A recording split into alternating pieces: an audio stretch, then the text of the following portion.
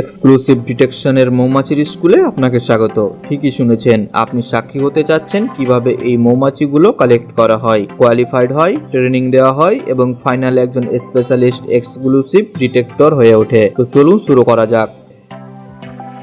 এই প্রক্রিয়ার জন্য প্রথমে মৌমাছিকে তাদের মৌচাক থেকে আলাদা করা হয়।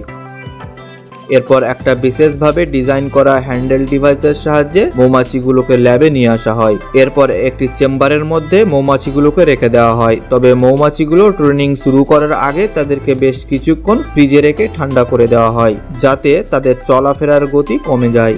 এরপর এই ঠান্ডা মৌমাছিগুলোকে নতুন পরিবেশে অভ্যস্ত হওয়ার জন্য 30 মিনিট রেখে দেওয়া হয়। পরবর্তীতে এই মৌমাছিগুলোকে একটা কৃত্রিম ঘরে রাখা হয়, কিন্তু একজন টেকনিশিয়ানের পক্ষে এত কিছু একা করা খুবই কষ্টকর। সেজন্য মৌমাছিগুলোকে প্রথমে একটা অটোমেটিক লোডিং মেশিনের সাহায্যে সিলিন্ডারে ঢোকানো হয়। এরপর প্রত্যেকটা সিলিন্ডার লোডিং টিউবে রাখা হয়, যেখান থেকে প্রত্যেকটা মৌমাছিকে ধীরে ধীরে মৌমাছির জন্য বিশেষভাবে তৈরিকৃত কৃত্রিম ঘরে রাখা হয়। মৌমাছিগুলোকে সাধারণত মৌচাকে ছেড়ে দেওয়ার আগে কয়েকদিন পর্যন্ত এখানেই রাখা হয়। কিন্তু এখন প্রশ্ন হলো, এই মৌমাছিগুলোকে আসলে কিভাবে এখানে প্রশিক্ষণ দেওয়া হয়? অবাক করা বিষয় হলো, মৌমাছি খুব দ্রুত বাতাস থেকে রাসায়নিক মাদক এবং বিস্ফোরক জাতীয় পদার্থ চিনে ফেলতে পারে। এই একই পদ্ধতিতে মৌমাছি তাদের প্রিয় ফুল খুঁজে বের করে মধু সংগ্রহের জন্য। মজার ব্যাপার হলো, একটা কুকুরকে যেভাবে ট্রেনিং দেওয়া হয়, ঠিক একই পদ্ধতিতে এই মৌমাছিগুলোকেও ট্রেনিং দেওয়া হয়। যেমন প্রথম দিকে একটা কুকুরের সামনে ঘন্টা বাজালে কুকুরটা কিছুই করবে না, কিন্তু প্রতিনিয়ত একটা নির্দিষ্ট সময়ে কুকুরটার সামনে ঘন্টা বাজালে ঘন্টার সাথে সাথে তাকে খাবার দিলে কয়েকদিন পরে দেখা যাবে ঘন্টার শব্দ শুনে কুকুরটা মুখ দিয়ে লালা ঝরছে, কারণ সে বুঝে গিয়েছে এখন খাবার আসবে। আর এখন যদি ঘন্টার পরিবর্তে সে একই সময়ে কুকুরের সামনে অন্য কিছু রাখা হয়, তবুও কুকুরের মুখ দিয়ে লালা পড়বে।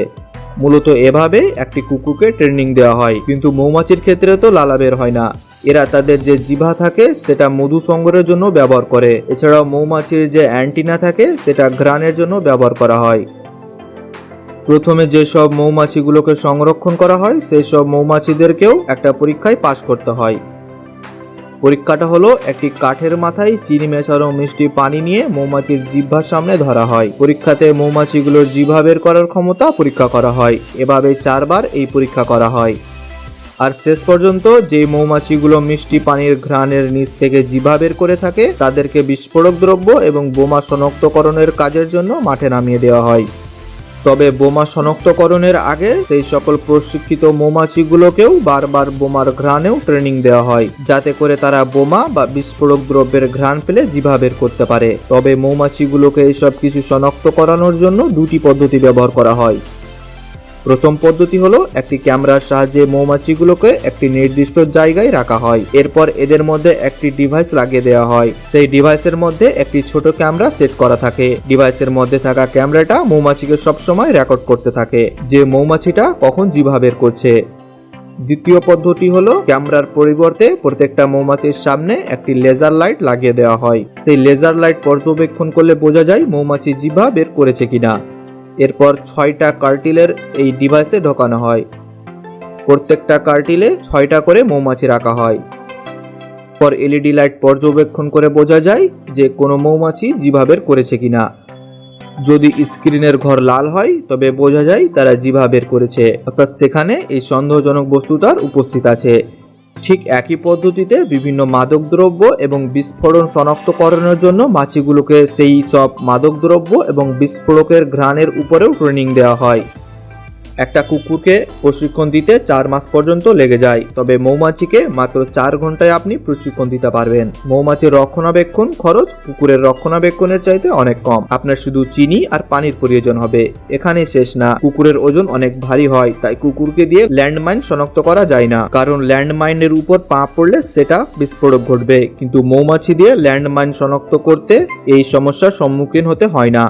যদিও অনেক ক্ষেত্রে আফ্রিকান এক বিশেষ প্রকারের ইঁদুর সাধারণত ল্যান্ডমাইন শনাক্ত করতে ব্যবহার করা হয়, কারণ এইসব ইঁদুরের কাজ বিশেষ দক্ষ এবং এইসব ইঁদুরের ওজনও অনেক কম। যদিও মৌমাছিদের ল্যান্ডমাইন শনাক্ত করার জন্য প্রশিক্ষণ দেওয়া যেতে পারে, তবে এক্ষেত্রে গবেষকদের ধারণা একটি ল্যান্ড হেলথ ডাইরেক্টরের সাহায্যে একটি মাইন পুঁতে রাখার জায়গা জুড়ে পায়ে হেঁটে হেঁটে মৌমাছিরা তাদের জিহ্বা বের করলো কিনা সেটা দেখা মোটেও বুদ্ধিমানের কাজ হবে না। তাই এর পরিবর্তে তারা ট্রেনিং প্রাপ্ত মৌমাছিকে মাইন ফিল্ডে ছেড়ে দেয় আর পর্যবেক্ষণের জন্য তারা ড্রোন ব্যবহার করে। আগে থেকে প্রশিক্ষণ প্রাপ্ত মৌমাছিরা খাবার খোঁজার আশায় মাইন পুঁতে রাখার জায়গার আশেপাশে একত্রিত হতে থাকে।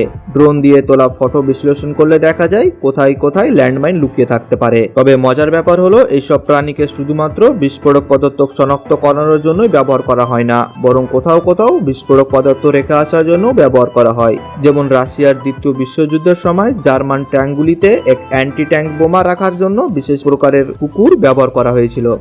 এছাড়াও অনেক দেশে মিলিটারি বাহিনীর বোমা নিক্ষেপ এবং শনাক্তকরণের জন্য বিভিন্ন প্রাণী ব্যবহার করে থাকে। যেমন কিছু কিছু ক্ষেত্রে ডলফিন এবং সিল ব্যবহার করা হয় পানির নিচের মাইন শনাক্ত করার জন্য। যদিও এইসব ক্ষেত্রে বিভিন্ন প্রযুক্তির বিকল্প হিসাবে ব্যবহার করা যায়, যেমন ঈগলের পরিবর্তে এইসব ড্রোন ব্যবহার করা যেতে পারে, যেটা অন্য ড্রোনকে থামিয়ে দেয়। তবে সামরিক এই অভিযানের ট্রেনিং প্রাপ্ত চিকিৎসা এবং যত্ন নেওয়া বেশ চ্যালেঞ্জিং। এই কারণে সশস্ত্র বাহিনীতে প্রাণীদের ব্যবহারের সুবিধা এবং নৈতিকতা দুদিকে মাথায় রেখেই সিদ্ধান্ত নেওয়া উচিত। ভিডিওটি ভালো লাগলে অবশ্যই একটা লাইক করবেন এবং আমাদের এরকম ইন্টারেস্টিং ভিডিও দেখার জন্য আমাদের চ্যানেল সাবস্ক্রাইব করে রাখতে পারেন।